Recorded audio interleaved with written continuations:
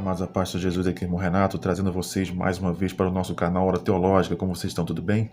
Hoje trazendo uma dica de leitura fantástica que fez parte do último review sobre teologia paulina e com certeza merece uma atenção especial, porque é uma obra que já é bastante conhecida, então tem poucos reviews sobre ela, principalmente pela editora, né, pela parceria que sempre traz pra gente aqui traduções de obras fantásticas.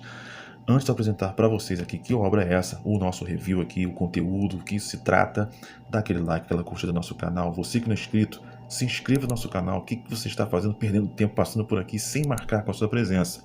Né? Ajuda a gente a alavancar nosso trabalho, nossos vídeos, nos grupos que você faz parte, seja no Telegram, no Instagram, no WhatsApp, no Facebook, ou até no grupo de teologia da sua igreja, pessoal que gosta, né, de debates, de estudos teológicos. E não se esqueça, irmãos, aciona o sininho das notificações, tá? Aperta o sininho, vai abrir aquelas 3 abas, a primeira opção todas você aperta para não perder nenhum conteúdo do canal e estar sempre atualizado com todo o conteúdo novo que vem para cá. Por quê? Porque o YouTube tem desativado os sininhos e como as pessoas não observam, tem perdido inscrições e muitas das vezes está inscrito em vários canais e não está recebendo conteúdo. É justamente por causa disso, tá bom? Vamos lá? Lembrando também, quem quiser nos seguir também, obras que estamos trazendo de novidades, lançamentos, promoções no Instagram, tá? Porque muita coisa não dá para trazer para cá. São muitos lançamentos, são muitas obras, não dá para acompanhar tudo que chega no mercado. Então quem quiser seguir a gente lá, a gente sempre atualizando, segue a gente no Instagram, Hora_Teológica. Vamos lá? Vamos trazer essa obra aqui fantástica, que é essa aqui, Os Primeiros Cristãos Urbanos, o mundo social do apóstolo Paulo, parceria maravilhosa da Paulus com a Academia Cristã, e a obra do Wayne A. Mix, ou Wayne Mix. Né? Mais para frente eu vou trazer um outro vídeo, né? Estou preparando praticamente, dando algumas olhadas, né? uma observação mais acertada sobre o conteúdo de uma outra obra dele que eu vou trazer também para o canal aqui. Tá? O Wayne Mix era um teólogo, foi um teólogo americano, nasceu na Alabama, né, em 1932, deu até estudos, foi professor emérito ali na Universidade de Yale, né, e dorme no Senhor. Ele faleceu ano passado, 2023, e foi em janeiro de 2023 que ele faleceu. Deixou essa obra aqui, uma pérola, uma obra sensacional. Ó, você tem aqui 448 páginas, tá? Deixa eu baixar pra gente aqui a câmera, pra gente fazer uma observação mais aprofundada dessa obra aqui. Vamos lá. Sumário. Você tem a apresentação da edição brasileira, prefácio, introdução, por que uma descrição social do cristianismo primitivo? Algumas objeções. Capítulo 1. Vou passar pincelando, né? Fazendo só um resumo, tá, irmãos? O ambiente urbano do cristianismo paulino. Você tem Paulo e a cidade, da aldeia para a cidade, da polis ao império, o povo da cidade, cidade versus campo, cosmópole, mobilidade, as mulheres na cidade greco-romana, conexões, judaísmo urbano e cristianismo paulino, as cidades do cristianismo paulino. Capítulo 2.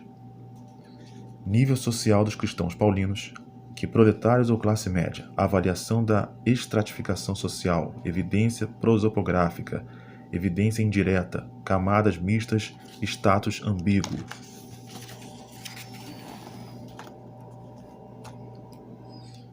Capítulo 3. Formação da eclésia, da igreja, né? Modelos extraídos do ambiente, a associação voluntária, a sinagoga, escola filosófica ou retórica, a sociedade e seus limites, a linguagem que exprime a pertença, a linguagem da separação, pureza e limites, instituições autônomas, portas nas fronteiras, um povo com dimensão mundial. Capítulo 4. O governo. A propósito do conflito, Jerusalém e Antioquia, cartas e visitas, recomendação para Tessalônica, reformadores na Galácia, confusão em Corinto. Você vê aqui a questão, tudo que acontece nas cartas, né? O propósito. Um discípulo usa o nome de Paulo, controlar o desvio individual, deduções, dirigentes, poderes para a autoridade. Capítulo 5. Ritual.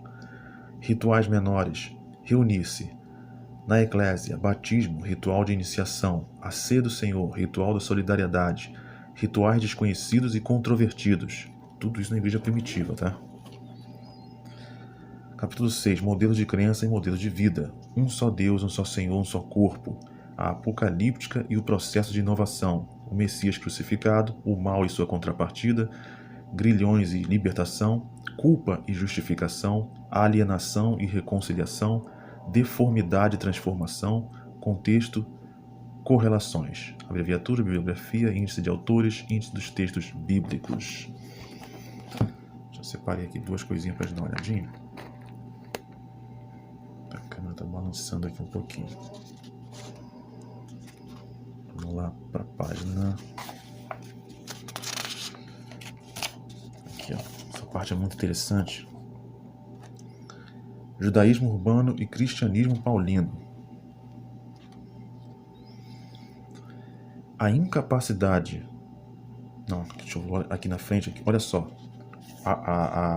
Uma certa crítica que o Wayne Mix vai fazer em relação a textos que outros teólogos, né, ou outros escritores, seja cristãos ou não cristãos, vão falar da questão de Paulo.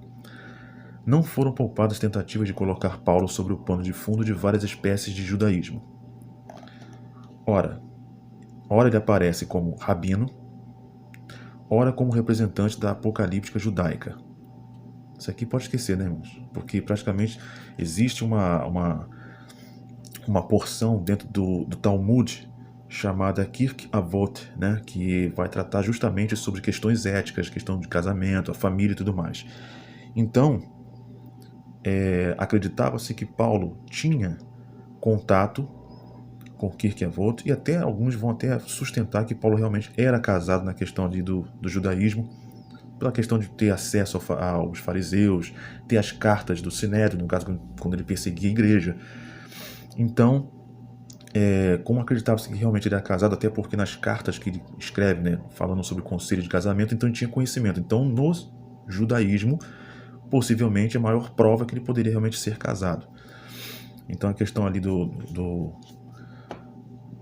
Kirk Avot, que ele tinha acesso, né, recomendava que ele que ele não fosse casado, a não ser que ele fosse estudante da Torá para se tornar um rabino, que não era o caso de Paulo.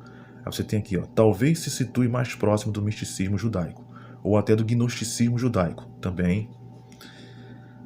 Ou pode ser que seus interesses peculiares sejam simplesmente o resultado de ter sido educado no judaísmo helenista. Com certeza, né? Ele tinha muito conhecimento do grego.